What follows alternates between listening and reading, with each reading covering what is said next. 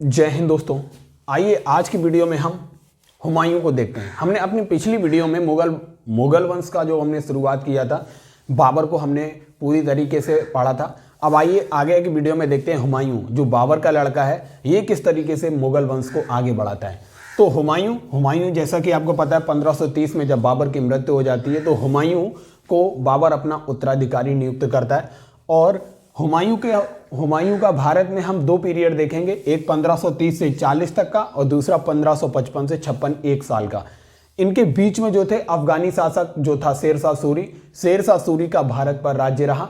आइए देखते हैं हुमायूं की माता का नाम था महाम बेगम जो बाबर की पत्नी थी और इसके पिता थे बाबर।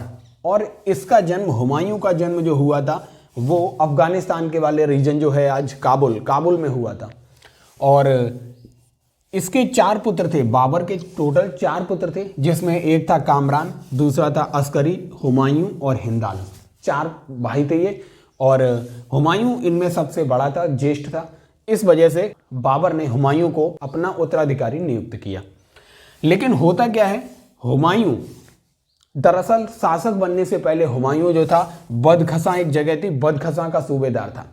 बदखशां का सूबेदार इसे नियुक्त किया गया था। जब बाबर की मृत्यु हो जाती है 1530 ईस्वी में, जब 1530 ईस्वी में बाबर मर जाता है तब हुमायूं को राज्य दिया जाता है। जब राज्य हुमायूं के अंतर्गत आता है तो अब वह अपने भाइयों के साथ न्याय करता है। वह क्या करता है, अस्करी को संभल वाला प्रदेश दे देता है, हिंदाल को मेवात वाला प्रदेश दे देता है और उसका भाई जो था कामरान उसको काबुल और कंधार दे देता है। लेकिन बाद में कामरान जो था काफ़ी महत्वाकांक्षी था तो इसने विद्रोह करता है और लाहौर और मुल्तान वाले रीजन को भी अपने अंडर में कर लेता है, हुमायूं से छीन लेता है। दरअसल आगे चलकर हुमायूं की सबसे बड़ी भूल यही रही, जब अफगान शासक जो था शेरशाह सूरी इसको पराजित कर देता है तो इसका साम्राज्य जो था विभिन्न भागों में बटा हुआ था। इसने अपने भाइयों को साम्राज्य बांट दिया था और इसको वो सहायता नहीं मिल पाई जो इसे मिलनी चाहिए थी। तो इसकी सबसे बड़ी राजनीतिक भूल यही रही कि इसने अपने भाइयों को सारा साम्राज्य जो था बंटवारा कर दिया, जिसका इसे परिणाम आगे चलकर भुगतना भी पड़ता है और भारत से निष्कासित होकर 1540 से लेकर 1555 ईस्वी तक इसे भारत से निष्कासित रहना पड़ता है। हुमायूं के द्वारा लड़े गए जो महत्वपूर्ण युद्ध हैं उनको देखते हैं और हमने ट्रिक भी बनाई है। ट्रिक की सहायता से आप इसके सारे युद्ध याद कर सकते हैं, क्योंकि हमारा मेन ऑब्जेक्टिव रहता है कि हमें चीज़ें याद रहें और ज़्यादा समय तक याद रहें और एग्जाम में हमारी चीज़ें सही होनी चाहिए, बस हमें ये इसी से मतलब है। तो इसलिए हमने हुमायूं के द्वारा लड़े गए महत्वपूर्ण युद्धों को ट्रिक बनाया है। ट्रिक है, सारा चोर बिल में मच्छी मारकर सरहिंद चला गया। ट्रिक अच्छी है, आपको दिमाग में फिट हो जाएगी। सारा चोर बिल में मच्छी मारकर सरहिंद चला गया। तो इसके द्वारा लड़े गए ये महत्वपूर्ण युद्ध थे। सारा का मतलब हो गया सारंगपुर का युद्ध इसने लड़ा था। चोर से हो गया चौसा का युद्ध इसने लड़ा था। बिल से हो गया बिलग्राम जो आज कन्नौज के नाम से जाना जाता है, कन्नौज का युद्ध था। मच्छी से हो गया मच्छीवाड़ा का युद्ध और सरहिंद से हो गया हुमायूं और अफगान के बीच ये युद्ध हुआ था, सरहिंद का युद्ध। सरहिंद चला गया का मीन सरहिंद का ही युद्ध था ये। अब आइए देखते हैं ये युद्ध किन किन के बीच हुआ था। जैसे सारा से हो गया सारंगपुर का युद्ध जो हुआ है, हुमायूं और ये गुजरात का शासक था बहादुर शाह, इसके बीच युद्ध होता है जिसमें हुमायूं विजेत हो जाता है और 1535-36 में ये युद्ध होता है। तो बहादुर शाह को पराजित कर देता है हुमायूं सारंगपुर के युद्ध में। फिर चोर से हो गया चौसा का युद्ध।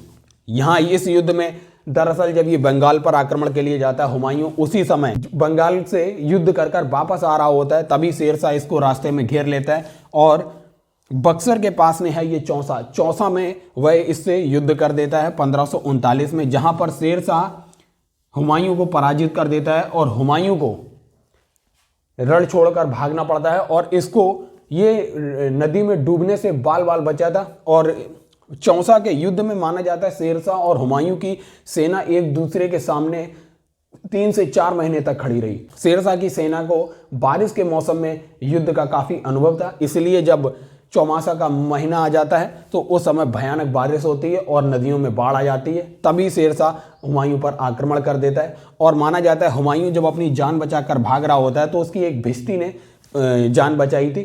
फिर बाद में आके जब ये अपनी राजधानी वापस आता है तो उस भिश्ती को एक दिन के लिए सम्राट बनाता है और चमड़े के सिक्के भी जारी करता है हुमायूं।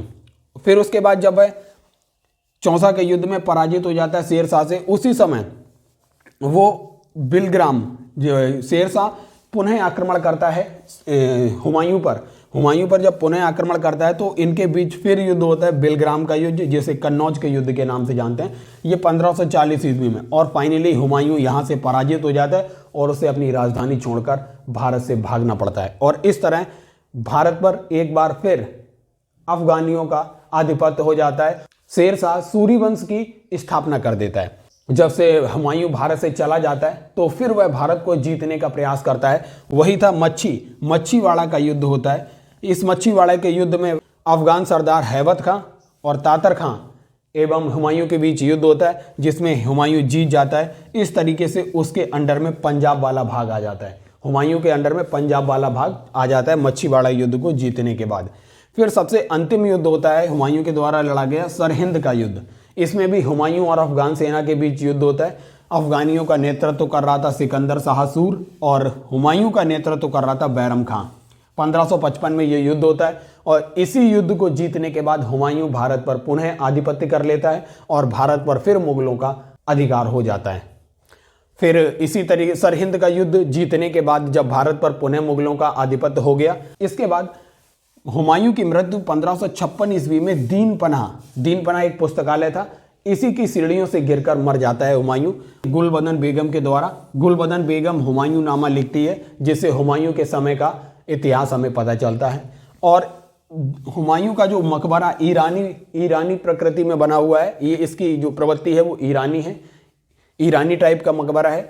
और इस मकबरे को दिल्ली में, हुमायूं का मकबरा जो है दिल्ली में स्थित है। और इसकी मृत्यु पर एक इतिहासकार हैं लेनपूल। इसकी मृत्यु पर इतिहासकार लेनपूल लिखता है, हुमायूं जीवन भर लड़खड़ाता रहा और लड़खड़ाते हुए ही वह मर गया। तो ये स्टेटमेंट पूछ देता है कि लेनपूल ने किसके लिए बोला। तो कभी कभी हुमायूं शब्द को हटा देता है, वह जीवन भर लड़खड़ाता रहा और लड़खड़ाते हुए ही मर गया। तो ये हुमायूं के लिए बोला था। किस इतिहासकार ने बोला था? लेनपूल ने बोला था। तो ये इस तरीके से हमने हुमायूं को देखा। अब हुमायूं के बाद आने वाली वीडियो में हम शेरशाह सूरी को देखेंगे कि वह 1540 से लेके 45 तक शेरशाह सूरी राज्य करता है। फिर 1545 से 55 तक शेरशाह सूरी के उत्तराधिकारी ये राज्य करते हैं। आने वाली वीडियो में हम शेरशाह सूरी को भी देखेंगे। तो इसी तरीके से वीडियो को देखते रहिए और चैनल को सब्सक्राइब और वीडियो को ज़्यादा से ज़्यादा शेयर कीजिए। आपका बहुत बहुत धन्यवाद।